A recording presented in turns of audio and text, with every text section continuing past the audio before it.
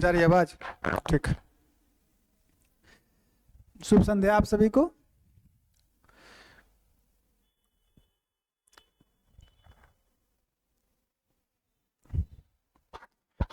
क्या पढ़ रहे थे हम लोग? हिंदी साहित्य का इतिहास शुरू किए थे ना। तो हिंदी साहित्य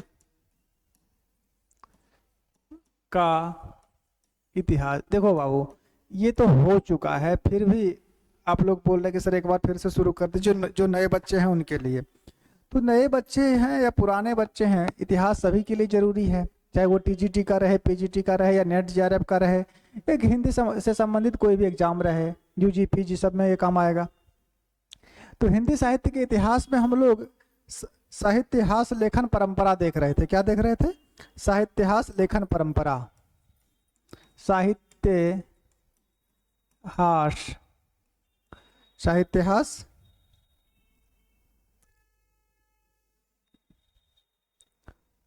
लेखन परंपरा।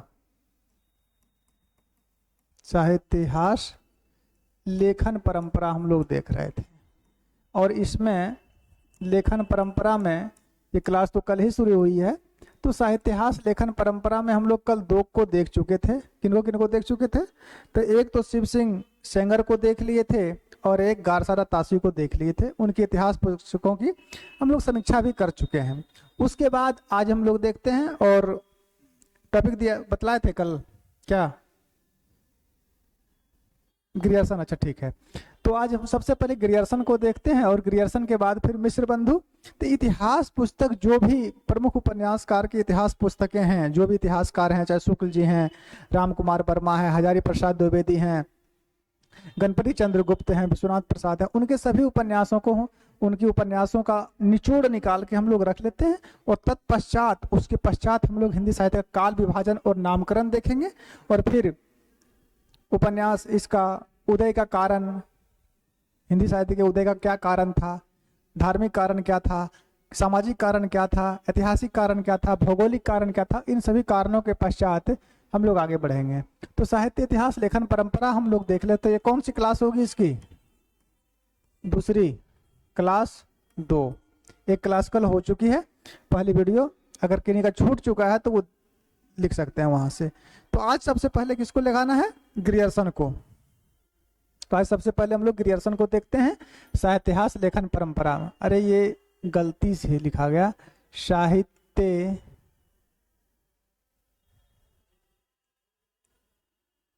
साहित्य इतिहास। अरे साहित्य धन इतिहास को मिलाने से साहित्यहास बन गया, और इसमें क्या रॉकेट साइंस लगा रहे हो? साहित्यहास लेखन परंपरा।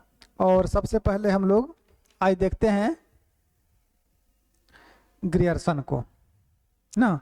क्या नाम था इनका? George Abraham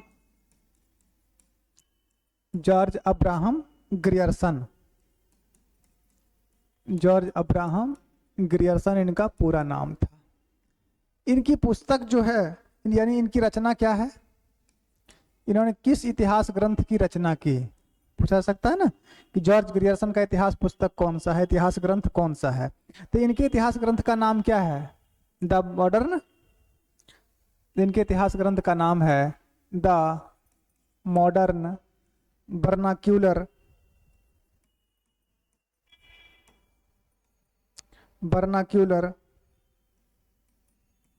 the modern vernacular literature of the modern vernacular literature of northern Hindustan ना। नॉर्दर्न हिंदुस्तान, यही लिख देते हैं, नॉर्दर्न हिंदुस्तान। ये इनके इतिहास ग्रंथ का नाम हो गया। प्रकाशन वर्ष क्या है इसका? ये पुस्तक प्रकाशित कब हुई थी? प्रकाशन वर्ष की अगर बात करें तो देखो, इसके इतिहास, ये जो the modern vernacular literature of northern Hindustan है, इसका प्रकाशन 2 रूप में हुआ। एक हुआ कि पत्रिका के विशेषांक के रूप में, और एक पुस्तकाकार रूप में हुआ। तो पत्रिका विशेषांक रूप में, पत्रिका विशेषांक रूप में। तो पत्रिका का विशेषांक के रूप में कब प्रकाशित हुआ था? ये हुआ था 1888 ईस्वी में। कब हुआ? 1888 ईस्वी में। और पुस्तक के रूप में कब हुआ था? अर्थात पुस्तकाकार रूप में। पुस्तकाकार अर्थात पुस्तकाकार का मतलब क्या हुआ? पुस्तक धन आकार। पुस्तकाकार शब्द को संधि विच्छेद करेंगे क्या बनेगा? पुस्तक धन आकार। तो पुस्तकाकार रूप में इसका प्रकाशन कब हुआ? पुस्तकाकार रूप में 1 वर्ष बाद अर्थात 1889 ईस्वी में इसका प्रकाशन हुआ पुस्तकाकार रूप में। किस प्रकाशन संस्था से यह प्रकाशित हुई थी? प्रकाशन संस्था कौन सी थी? कहां से यह प्रकाशित हुई थी? प्रकाशन संस्था इसकी कौन सी थी? प्रकाशन संस्था थी the Royal Asiatic Society of Bengal. कौन सी प्रकाशन संस्था थी? The Royal Asiatic Society of Bengal. The Royal Asiatic society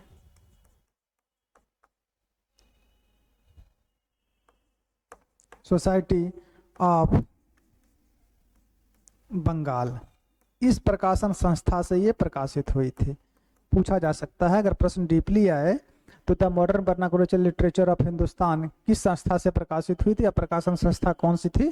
तो the Royal Asiatic Society of Bengal से ये प्रकाशित हुई थी। पत्रिका के रूप में कब प्रकाशित हुई? 1988 से 1888 में। और पुस्तकाकार के रूप में कब प्रकाशित हुई थी? 1889 ईस्वी में। चलिए, इतनी बातें इसके बारे में हो गई। और थोड़ा सा देखते हैं किस पद्धति पर लिखी गई थी ये पद्धति। क्या थी इस पुस्तक की पद्धति? इतिहास की जो पद्धति है, कौन कौन सी पद्धति है? वर्णानुक्रम पद्धति है, कालानुक्रम पद्धति है, ठीक है, विधेयवादी पद्धति है। ये सब इसकी पद्धतियां इतिहास में 5 हैं। सामाजिक पद्धति भी है, ऐतिहासिक पद्धति भी, पद्धति 5 है। इसलिए सभी इतिहास पुस्तक जो भी लिखे गए उनका पद्धति जरूर लिख लीजिए। से कल आप लोग को 2 पुस्तक पढ़ाए थे, हम 2 इतिहासकार पढ़ाए थे। एक पढ़ाए थे गारसरा तासी, तो उनकी पद्धति क्या थी? वर्णानुक्रम पद्धति थी। और उसके बाद पढ़ाए शिव सिंह सेंगर का, शिव सिंह सरोज 1883। तो इसमें कौन सी पद्धति थी? ये भी वर्णानुक्रम पद्धति पे लिखी गई थी, यानी वर्ण के आधार पर। जिससे पहले क आ गया, क के बाद ख आता है, तो ख के बाद ग आता है, ग के बाद घ आता है। तो क से जितने विद्वान का नाम थे वो एक जगह हो जाएंगे। जैसे कि मान लीजिए कबीरदास हुए, तो कबीरदास। अब केदारनाथ अग्रवाल की अगर बात करें, केदारनाथ अग्रवाल, अब थोड़ा सा इसको समझिए। केदारनाथ अग्रवाल की अगर बात करें हम, केदारनाथ अग्रवाल, अब समझिए, एक हैं भक्ति काल के और एक हैं आधुनिक काल के। और आधुनिक काल में भी ये आते हैं प्रयोग प्रगतिवाद में, ठीक है। तो कबीरदास कहाँ भक्ति काल और ये कहाँ आधुनिक काल। लेकिन वर्णानुक्रम पद्धति में ये क्या है कि दोनों का नाम क से शुरू हुआ, इसलिए दोनों एक जगह हो जाएंगे, ठीक है। तो ये था वर्णानुक्रम पद्धति। लेकिन वर्णानुक्रम पद्धति जो थी वो इतिहास का विभाजन या इतिहास को स्पष्ट नहीं कर सकी थी। उस पद्धति पर जो इतिहास पुस्तक लिखे गए उसमें स्पष्टता नहीं थी। इसी कारण से रामचंद्र शुक्ल ने उसे बृहत संग्रह कह दिया था, ठीक है। तो इसी की पद्धति क्या थी? ये पद्धति थी कालानुक्रम पद्धति पर। देखिए, पहली बार कालानुक्रम पद्धति पर यह पुस्तक लिखी गई थी। कालानुक्रम पद्धति, काल का मतलब होता है समय, समय के आधार पर पद्धति। तो ये थोड़ी सी सटीकता इसमें बात पाई गई कि किस पद्धति में लिखी गई थी ये, the modern vernacular literature of Hindustan. तो ये लिखी गई थी कालानुक्रम पद्धति में, ठीक है। ये बात लिख सकते हैं कालानुक्रम पद्धति। तो ये लिख सकते हैं कि कालानुक्रम पद्धति पर लिखी गई ये पहली इतिहास पुस्तक थी। कालानुक्रम पद्धति में लिखी गई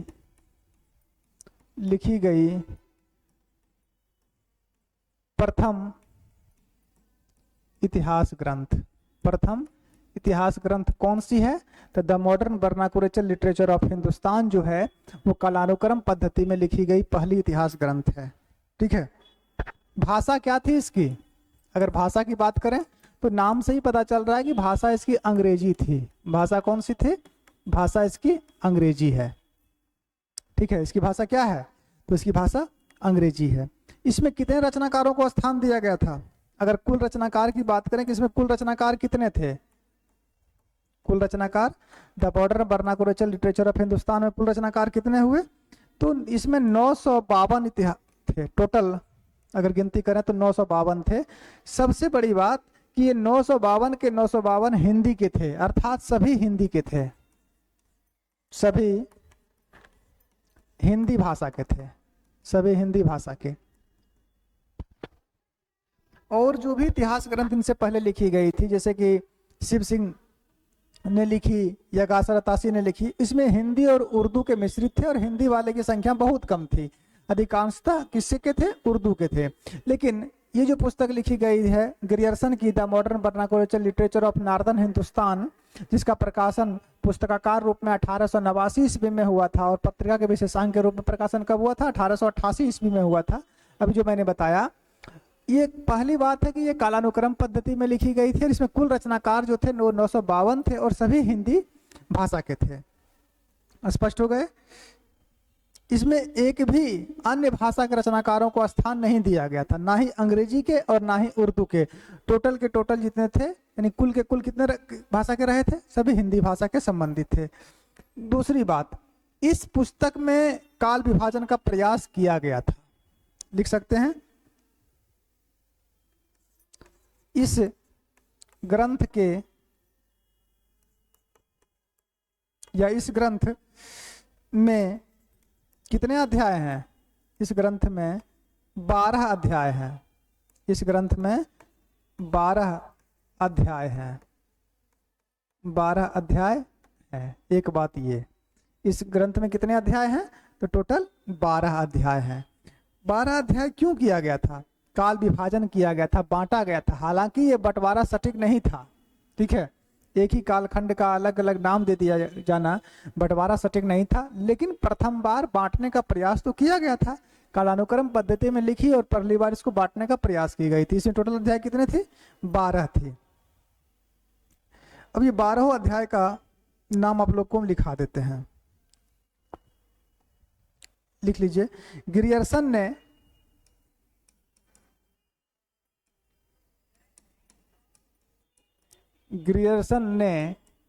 कौन सी पुस्तक लिखी थी? हिंदी साहित्य।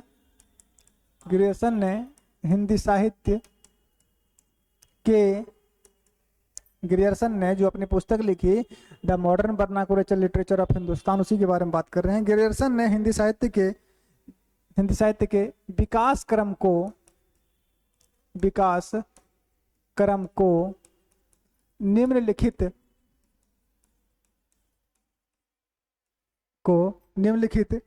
11 युगों में, निम्नलिखित 11 युगों में बांटा। कितने युगों में बांटा? 11 युगों में बांटा। कौन कौन सा है देख लीजिए। सबसे पहले देखो, अध्याय टोटल हैं 12 और युग है 11, थोड़ा सा अंतर है, इसका स्पष्ट ध्यान रखिए कि अभी तुरंत समझाए सब बैसाख नंदन को कि इस ग्रंथ में कितने अध्याय हैं? 12 अध्याय हैं, परंतु हिंदी साहित्य के इतिहास विकास करूँ कितने भागों में बांटा, कितने अध्यायों में, युगों में बांटा? 11 युगों में बांटा। वो 11 युग कौन कौन सा है और 12 कैसे पूरा, दोनों को पूरा के दिखाते हैं। नंबर एक सबसे पहले क्या रखा? चारण काल। देखो, समय सीमा निर्धारित नहीं किया, खाली चारण काल बोल दिया। नंबर 1 चारण काल। नंबर 2 15वीं शताब्दी का धार्मिक पुनर्जागरण। 15वीं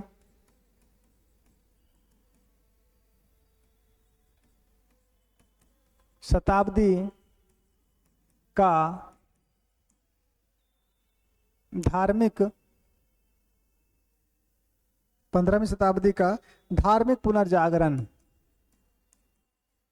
धर्म में एक प्रत्यय लग गया, धार्मिक पुनर्जागरण।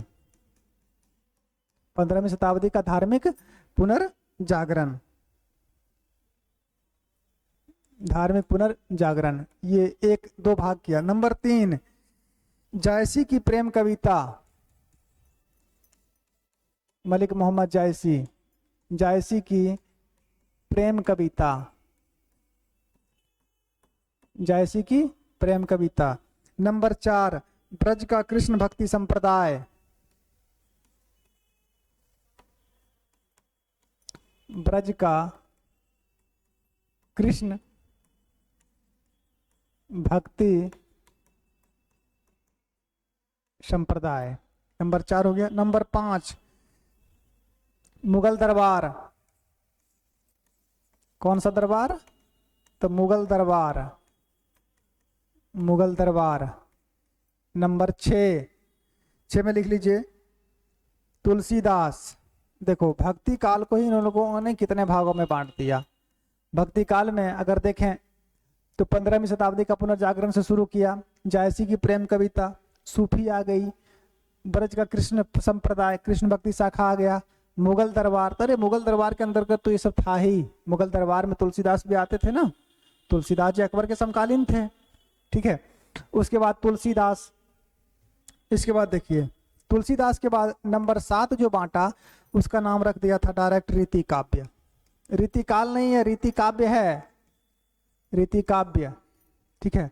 नंबर 8 तुलसी के अन्य प्रवृत्ति, यानी रीति काल भी बांटा और फिर एक नाम क्या रखा 8वां नंबर में, तुलसी के अन्य प्रवृत्ति, माने तुलसी के बाद तुलसी के अन्य परवर्ती, परवर्ती का मतलब बाद वाले, तुलसी के अन्य प्रवृत्ति 8 हो गए। नंबर 9वां नंबर में क्या रखा 18वीं शताब्दी, 18वीं शताब्दी। नंबर 10 कंपनी के शासन में हिंदुस्तान, कंपनी के शासन में हिंदुस्तान, कंपनी के शासन में हिंदुस्तान। नंबर 10। नंबर 11, नंबर 11 को क्या रखा नाम रखा, महारानी विक्टोरिया के शासन में हिंदुस्तान, महारानी विक्टोरिया, महारानी विक्टोरिया के शासन में हिंदुस्तान, के शासन में हिंदुस्तान, महारानी विक्टोरिया के शासन में हिंदुस्तान। ये इन्होंने अर्थात ग्रियर्सन ने ये 11 युगों में जो बांटा वो 11 युग ये था। और कितने अध्याय में बांटा, तो एक अध्याय जो था वो था 12वां, अंत में इसे विविध जोड़ा गया, अंत में 12वां में क्या जोड़ा गया था, इसमें विविध जोड़ा गया था, ये भी याद रखिएगा, विविध, ठीक है। 11 इस ग्रंथ के 11 अध्याय थे, 11 अध्याय ये आप लोग के सामने रहे, 11 युग में हो गया और एक 12वां क्या रहा था, विविध, तो उसको नंबर 12 में यहाँ पे आप लोग इसे लिख सकते हैं विविध। ये टोटल मिला के इसमें 11 युग हो गए और 12 अध्याय हो गए, इसका आप लोग स्पष्ट ध्यान रखें ग्रियर्सन, अब्राहम जॉर्ज ग्रियर्सन का।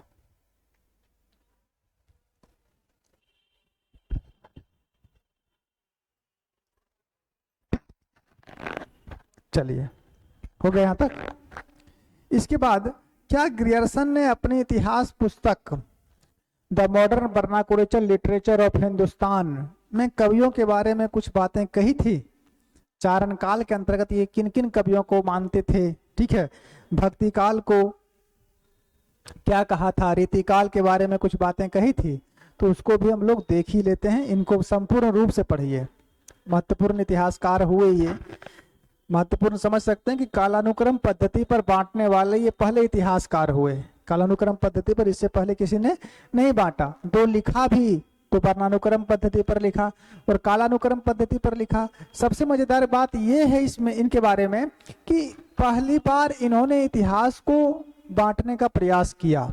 11 युगों में बांटने का प्रयास तो किया, इससे के पहले जो भी इतिहासकार थे वो किसी ने बांटने का प्रयास नहीं किया था। किसी ने बांटा है क्या?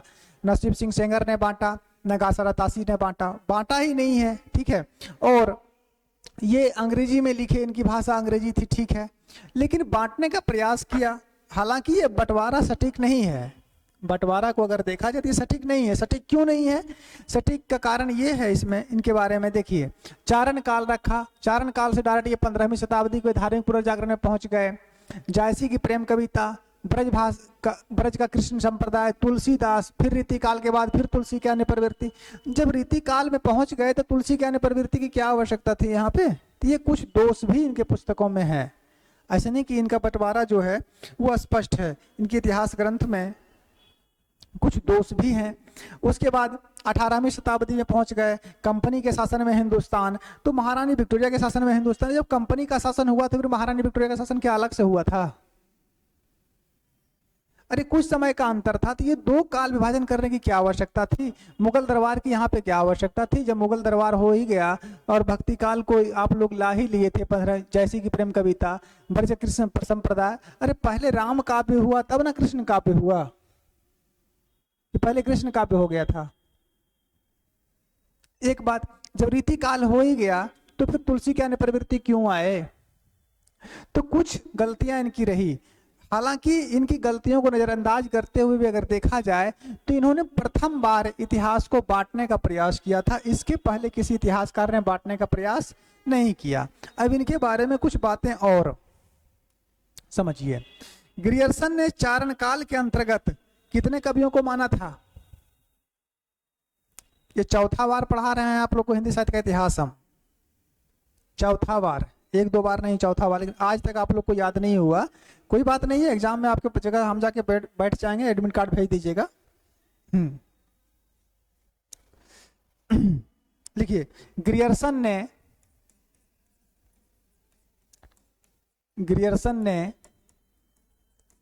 चारण काल, चारण कवि कौन है और चारण काल क्या है, इसको समझाएंगे। जब हम आदि काल में पहुंचेंगे तो वहां चारण काव्य लिखाएंगे और अच्छे से समझाएंगे कि चारण काव्य क्यों नाम रखा गया था इसका, चारण कवि के अंतर्गत कौन कौन से आते हैं, और चारण अगर नाम रखा गया, चारण शब्द का क्या अर्थ है वहां पे देखेंगे।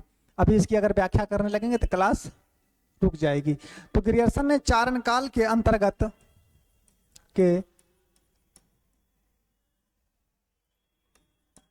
अंतर्गत निम्न कवियों को स्थान दिया। ग्रियर्सन ने चारण काल के अंतर्गत निम्न कवियों को स्थान दिया। कौन कौन से कवि को रखा देख लीजिए। नंबर एक में सबसे पहले पुष्य कवि का नाम लिख लीजिए, पुष्य कवि। नंबर दो में लिख लीजिए खुमान सिंह। नंबर 2 खुमान सिंह। नंबर तीन में भट्ट केदार, इसका नाम केदार भी था और ब्रैकेट में आप लोग भट्ट केदार भी लिख सकते हैं, भट्ट केदार यहाँ पे ब्रैकेट में लिख लीजिए।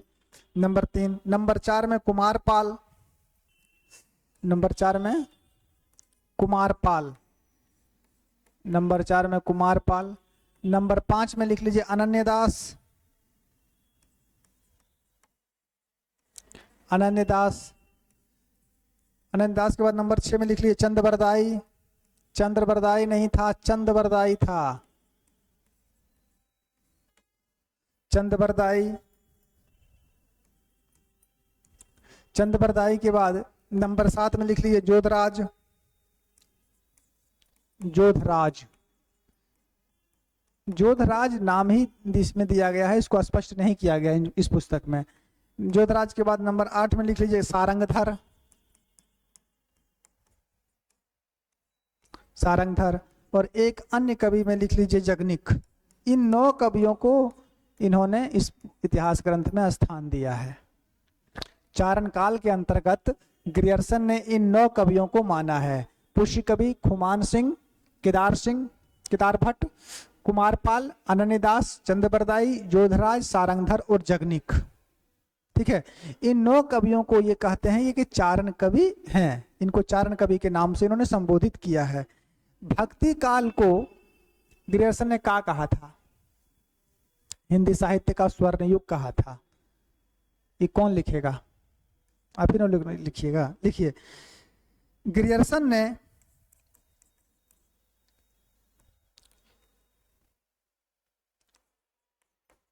ग्रियर्सन ने भक्ति काल को ग्रियर्सन ने भक्ति काल को हिंदी साहित्य का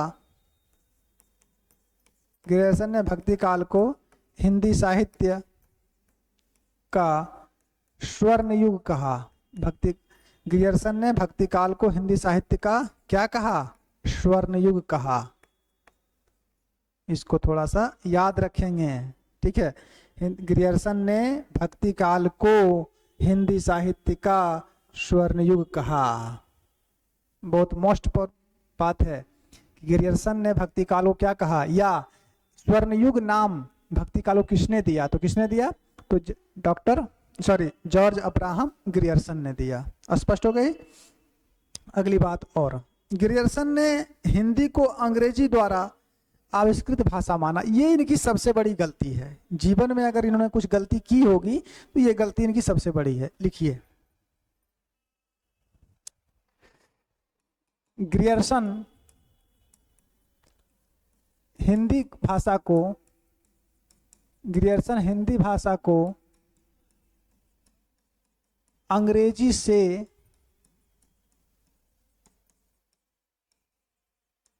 आविष्कृत भाषा, ग्रियर्सन हिंदी भाषा को अंग्रेजी से आविष्कृत भाषा माने, ठीक है।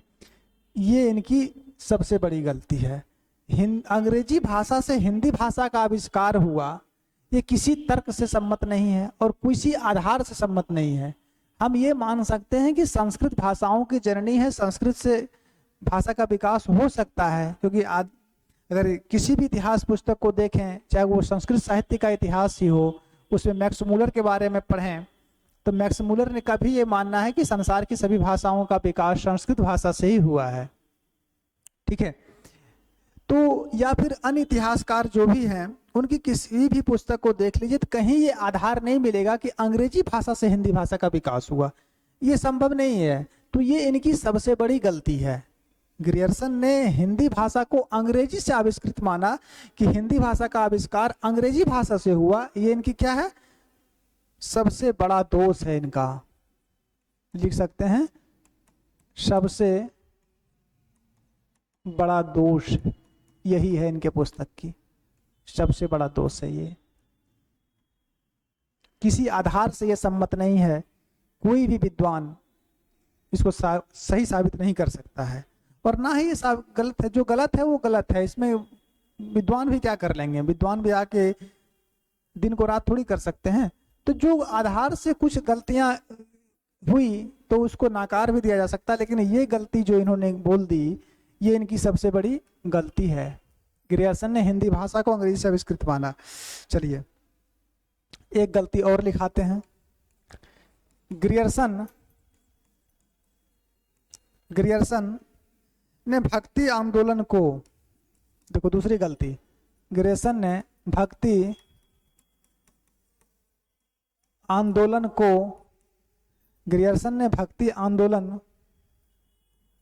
को ईसाईयत की देन कहा। ये भी इनकी गलती है। ईसाईयत की देन भक्ति काल कैसे हो जाएगी? ग्रियर्सन ने भक्ति आंदोलन को ईसाईयत की देन कहा। किसकी देन कहा? तो ईसाईयत की देन कहा।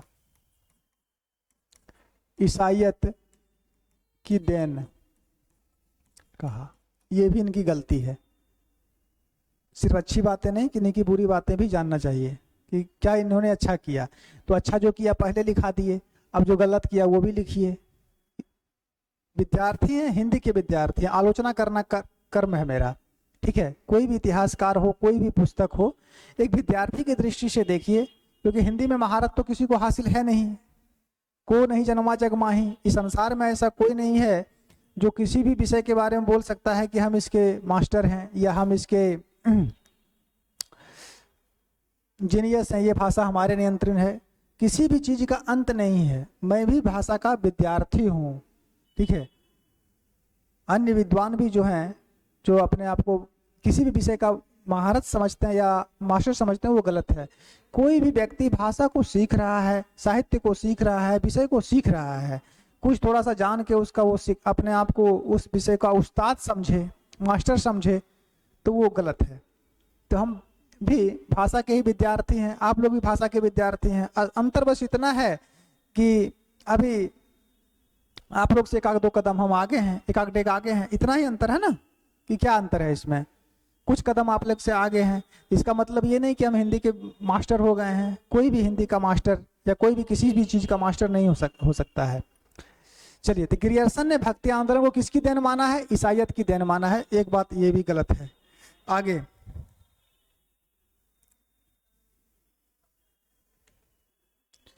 अच्छा, एक बात और, इनकी जो इतिहास पुस्तक है, ग्रियर्सन की जो इतिहास पुस्तक है the modern vernacular literature of Hindustan, इसको इतिहास ग्रंथ किसने माना? ठीक है, तो इसे सही अर्थों में हिंदी का प्रथम इतिहास ग्रंथ मानने वाला व्यक्तिवान कौन था? किशोरीलाल गुप्त। लिख लीजिए, किशोरीलाल, अंतिम बात है, किशोरीलाल गुप्त ने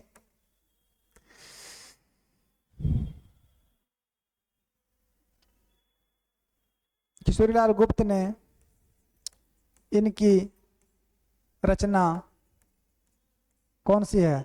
the modern vernacular literature of northern Hindustan. कौन सी रचना थी?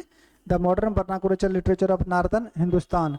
किशोरीलाल गुप्त ने इनकी रचना the modern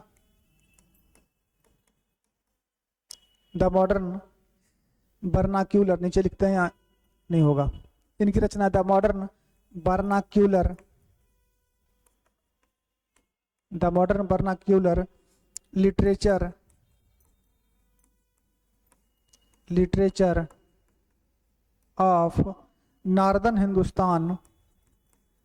of northern Hindustan. Kishorilal Gupta ने इनकी रचना the modern vernacular literature of northern Hindustan को हिंदी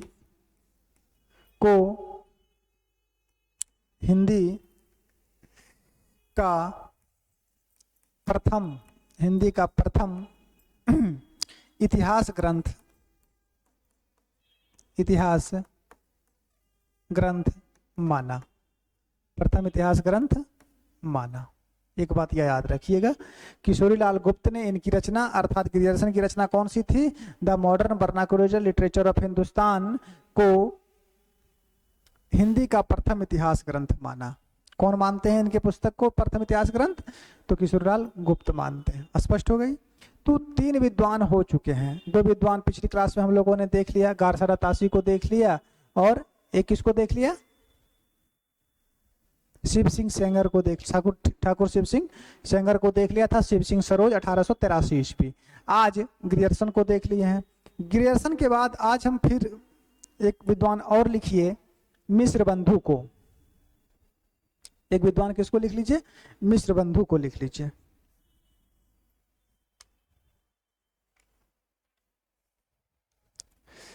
कितने नंबर हो जाएंगे? दूसरे ना, आज दूसरे हो गए और कल 2 पढ़ा दिए थे, 4।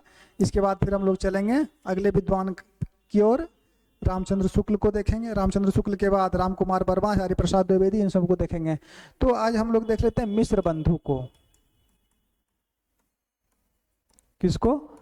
मिश्र बंधु। पहले ये याद रखिए कि मिश्र बंधु में कौन कौन थे, क्योंकि पूछा जा सकता है कि कौन थे और कौन नहीं थे। तो मिश्र बंधु में आज पहले आप लोग ये याद रखिए कि मिश्र बंधु में हैं कौन कौन।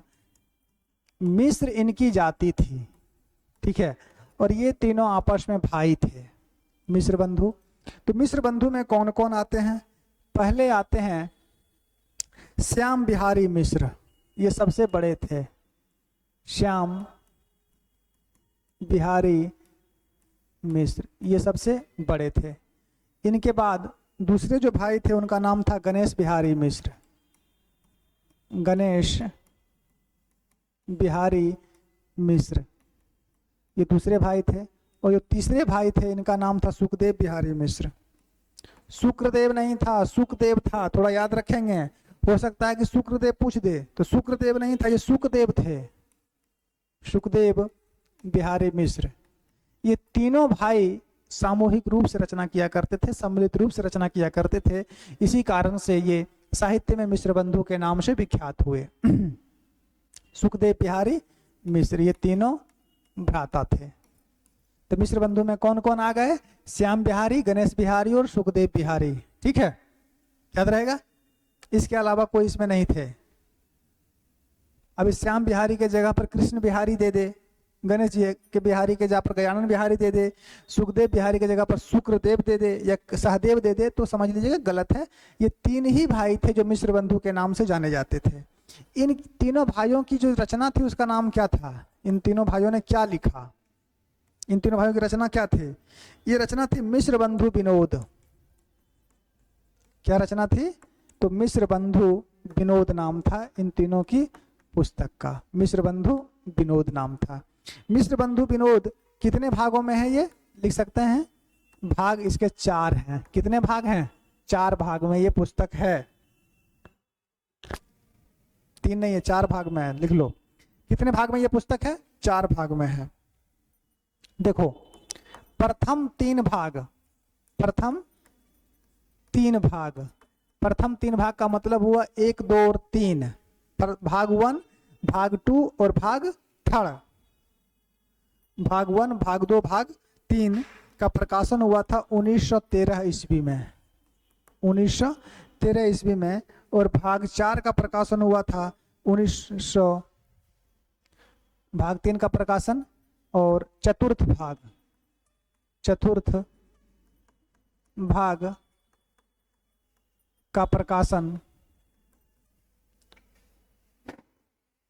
भाग 3 का प्रकाशन 1913 और भाग 4 का प्रकाशन हुआ था 1934 ईस्वी में। कब हुआ था? 1934 ईस्वी में इसका प्रकाशन हुआ था। ठीक है, यहां तक।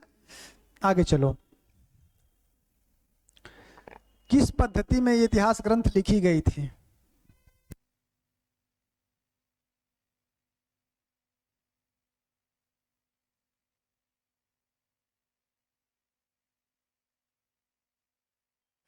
चलो, ये पुस्तक जो लिखी गई थी ये किस पद्धति में लिखी गई और प्रकाशन संस्था क्या थी?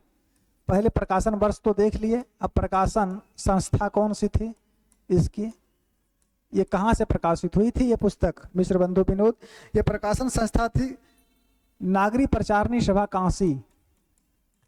नागरी प्रचारिणी सभा काशी से यह प्रकाशित हुई थी। नागरी प्रचारणी सभा काशी से ये प्रकाशित हुई थी। कितने भागों में? 4 भागों में। प्रथम 3 का प्रकाशन 1913 और चौथे भाग का प्रकाशन 1934। चलिए, पद्धति क्या थी इसकी? किस पद्धति में ये पुस्तक लिखी गई? इसकी पद्धति भी थी कालानुक्रम पद्धति। इसकी पद्धति भी क्या थी? कालानुक्रम पद्धति। पिछली क्लास में मैंने जो पढ़ा वो दोनों का पद्धति क्या थी? वर्णानुक्रम पद्धति थी। और आज जो दोनों पढ़ रहे हैं यानी कि ग्रियर्सन के बाद इनको, तो दोनों की पद्धति क्या है? कालानुक्रम पद्धति है। ठीक है। इसमें कुल रचनाकार कितने थे? अगर कुल रचनाकार की बात करें कि इसमें कुल रचनाकार कितने थे? इसमें कुल रचनाकार थे 4551। स्पष्ट याद रखोगे कि टोटल कितने थे? तो 4551। अगर इसको अप्रोक्स में ले सकते हो तो लगभग कितना हो गया? ये लगभग 5000 मान सकते हैं आप लोग, लगभग 5000। और टोटल अगर देखें तो 4551 रचनाकार ही इसमें शामिल थे।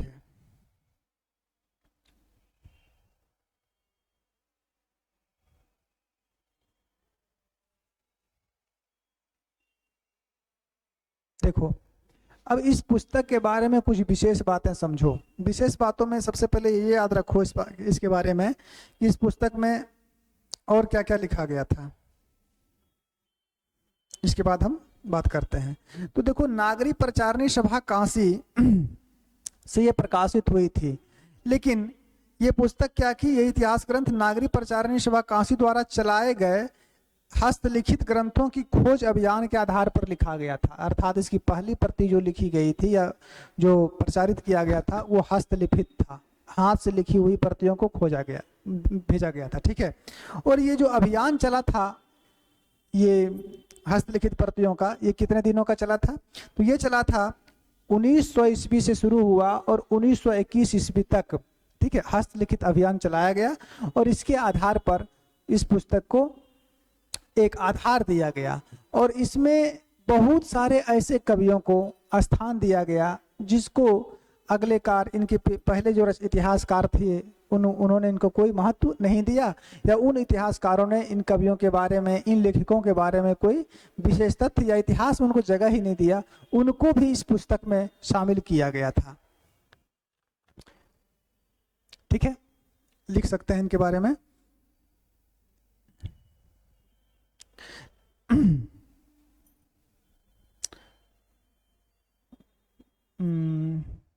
तथ्य लिख लीजिए, तथ्य तो स्पष्ट रहेगा आप लोग के लिए कि इतना तो पुस्तक के बारे में बात हो गई। अब इसी पुस्तक के में है क्या, उसके मूल बात, और प्रत्येक लाइन अपने आप में एक प्रश्न होगा, याद रखिएगा। देखिए, इस इतिहास ग्रंथ में अनेक ऐसे रचनाकारों को शामिल किया गया था और उनके ऐतिहासिक महत्व पर प्रकाश डाला गया। लिख सकते हैं इस पुस्तक में, इस पुस्तक मतलब मिश्र बंधु विनोद में, इस पुस्तक में अनेक अज्ञात कवियों,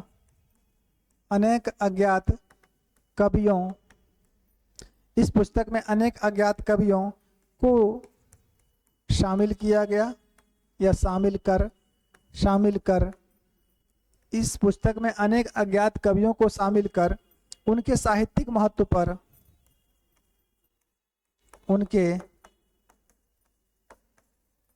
साहित्यिक महत्व पर प्रकाश डाला गया। साहित्यिक महत्व पर प्रकाश डाला गया।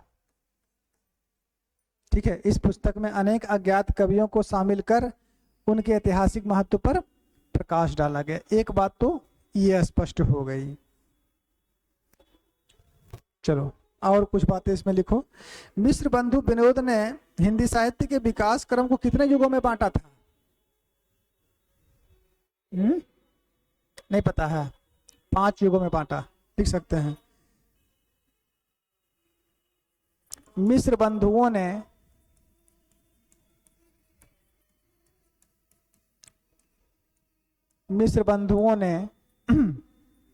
हिंदी साहित्य के,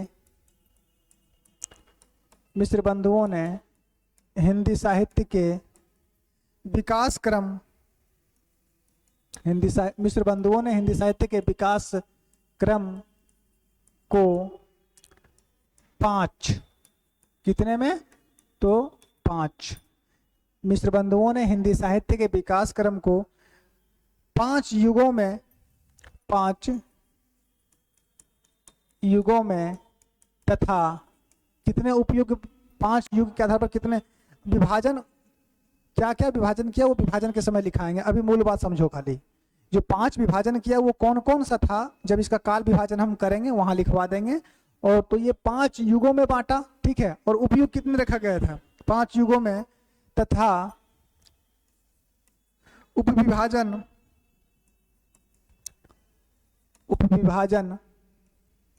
सहित 8, 5 तथा उपविभाजन सहित 8, विभाजन करके कितना बांटा गया? 8 युगों में बांटा, 8 युगों में बांटा।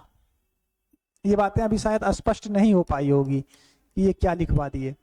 मिश्र बंधुओं ने हिंदी साहित्य के विकास क्रम को 5 भागों में बांटा तथा उपविभाजन सहित 8 भागों में बांटा। जैसे देखो, ये प्रारंभिक काल को फिर 2 भागों में बांट देते हैं, पूर्व प्रारंभिक और उत्तर प्रारंभिक, है ना। इनका विभाजन जो करवाए थे, तो इनका जब विभाजन पढ़ाएंगे तो वहां स्पष्ट हो जाएगा। अभी सिर्फ ऐतिहासिक लेखन परंपरा समझा रहे हैं हम, तो यहाँ विभाजन करना उचित नहीं है। उसकी जब क्लास चलेगी, कुछ जिससे सभी इतिहासकार हो जाएंगे, उसके बाद जब विभाजन हम लोग करने लगेंगे कि किस विद्वान ने किस आधार पर बांटा, तो वहां पे इसको हम लोग लिखा देंगे। तो विभाजन सहित 8 युगों में बांटा। एक बात और, मिश्र बंधु ने आदिकाल को क्या नाम दिया था? प्रारंभिक काल। भक्ति काल को, चलो कोई बात नहीं, नहीं जानते तो कोई बात नहीं, लिख सकते हैं। मिश्र बंधुओं ने, नहीं जानना बुरी बात नहीं है, मिश्र बंधुओं ने आदिकाल को, मिश्र बंधुओं ने आदिकाल को आरंभिक काल, कौन काल? आरंभिक काल कहा। प्रारंभिक नहीं था, आरंभिक था। ठीक है, मिश्र बंधुओं ने आदिकाल को आरंभिक काल, रीति काल को, इसके बाद रीति काल को,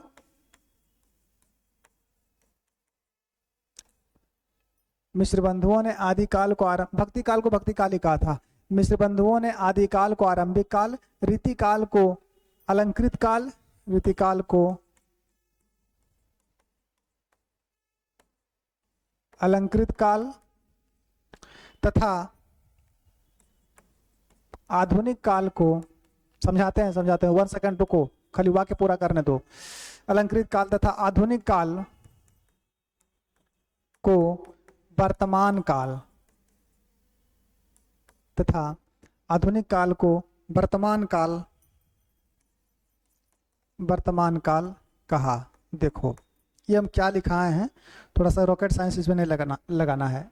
मिश्र बंधुओं ने, ठीक है, मिश्र बंधुओं ने आदि काल को क्या कहा? आरंभिक काल नाम दिया। रीति काल को क्या कहा? अलंकृत काल कहा। रीति काल को अलंकृत काल, और आधुनिक काल को क्या कहा? तो वर्तमान काल कहा। यही लिखा है ना। ये आदि काल को इन्होंने आरंभिक काल कह दिया, भक्ति काल को भक्ति काल ही रहने दिया। ठीक है, रीति काल को अलंकृत काल कहा और आधुनिक काल को वर्तमान काल कहा। यही बात लिखाए थे।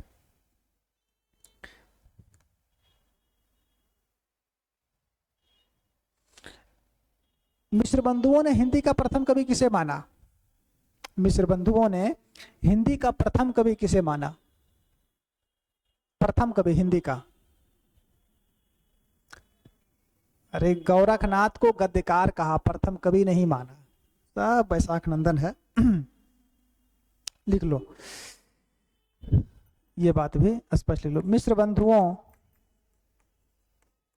अगर आज के बाद किसी ने मिश्र बंधुओं के बारे में बोला कि इसमें कौन कौन आएंगे, तो तू समझ जाइए मिश्र बंधुओं ने हिंदी के प्रथम कवि, मिश्र बंधुओं ने हिंदी के प्रथम कवि के बारे में, मिश्र बंधुओं ने हिंदी के प्रथम कवि के बारे में कोई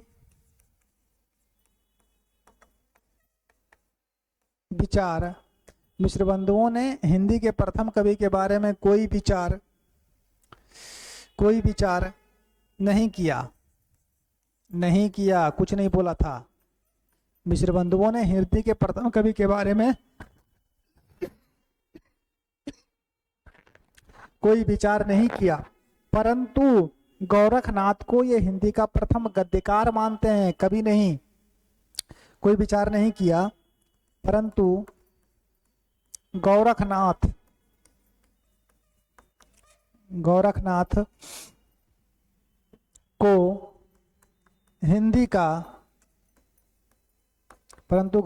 को हिंदी का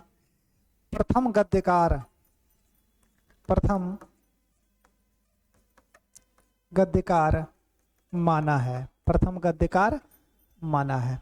मिश्र बंधुओं ने हिंदी के प्रथम कवि के बारे में कोई विचार नहीं किया, परंतु गोरखनाथ को हिंदी का प्रथम गद्यकार माना है। ये बात स्पष्ट रहे आप लोग को कि अगर प्रश्न ये आ जाए कि मिश्र बंधुओं ने हिंदी का प्रथम कवि किसे माना है, तो किसी को नहीं माना, कोई चर्चा ही मिश्र बंधु में नहीं है, किसी भी भाग में नहीं है। भाग 1, भाग 2, भाग 3, भाग 4 किसी में नहीं। भाग 3 का प्रकाशन 1913 और भाग 4 का प्रकाशन 1934। किसी में हिंदी के प्रथम कवि के बारे में कोई बात इन्होंने नहीं किया है। ठीक है, हाँ, गोरखनाथ को ये हिंदी का प्रथम गद्यकार मानते हैं, कवि नहीं। गद्यकार और कवि में बहुत अंतर है। गद्य का रचना करने वाला, कवि वो होता है जो कविताओं की रचना करता है। चलिए तो प्रथम गद्यकार किसको माना? गोरखनाथ को माना। कुछ बातें और समझो इनके बारे में।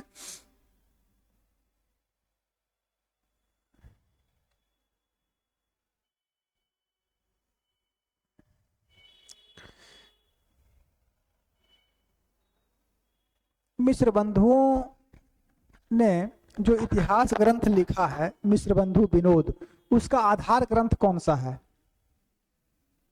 नहीं पता? लिख लो। एक बात, मिश्र बंधु ने किस पुस्तक की रचना की? मिश्र बंधु विनोद की रचना की। कौन सी पुस्तक लिखी? मिश्र बंधु विनोद लिखी। के आधार ग्रंथ, इसके आधार ग्रंथ कौन कौन से हैं? प्रश्न बन सकते हैं यहां से भी कि मिश्र बंधुओं ने मिश्र बंधु विनोद पर, या मिश्र बंधुओं का जो साहित्य है मिश्र बंधु विनोद, उसका आधार ग्रंथ क्या है? किस आधार पर यह पुस्तक लिखी गई है? तो आधार ग्रंथ में आप लोग नाम लिख लीजिए। पहले नंबर 1 में लिख लीजिए शिव सिंह सरोज।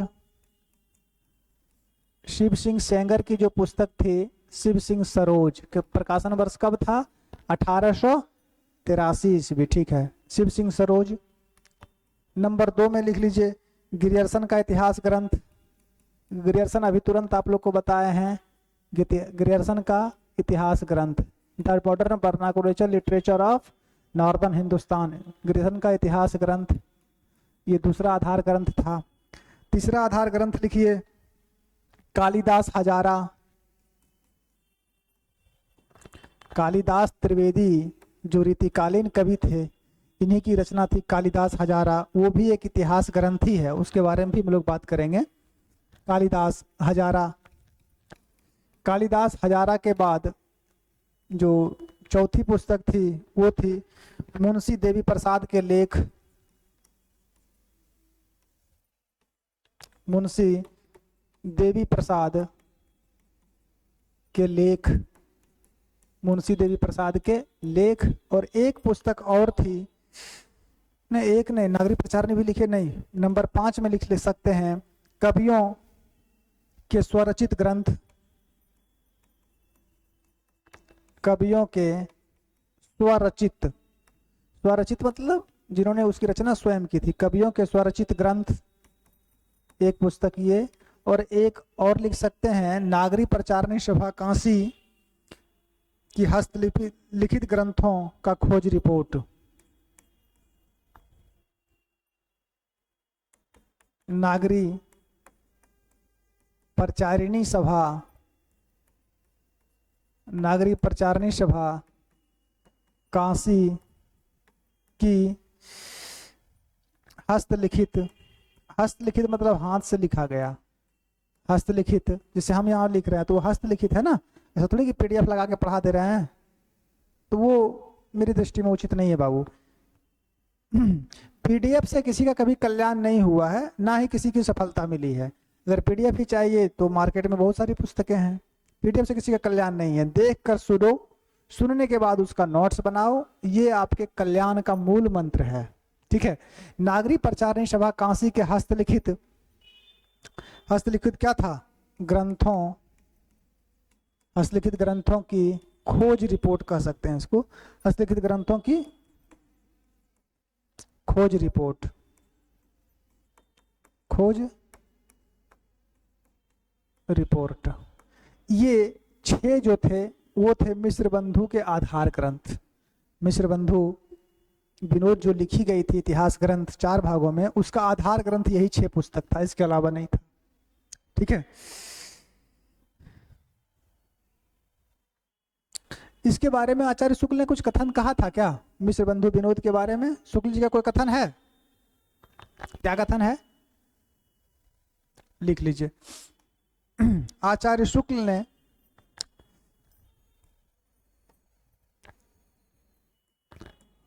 आचार्य रामचंद्र शुक्ल, आचार्य रामचंद्र शुक्ल ने मिश्र बंधु विनोद मिश्र बंधु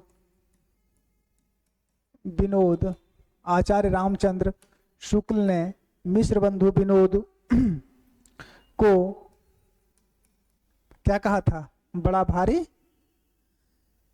वृत्त संग्रह को क्या कहा था? नीचे लिखिए, बड़ा भारी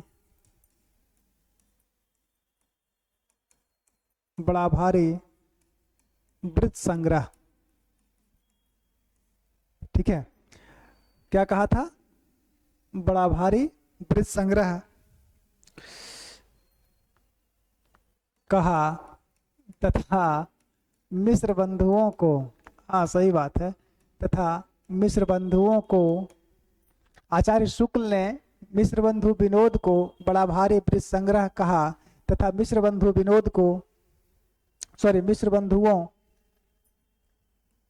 तथा मिश्र बंधुओं को क्या कहा था? परिश्रमी संकलन करता कहा। मिश्र बंधुओं को परिश्रमी संकलन करता, परिश्रमी संकलन करता कहा। ये इनका कथन था। इन्होंने मिश्र बंधु विनोद को क्या कहा? बड़ा भारी वृत्त संग्रह कहा।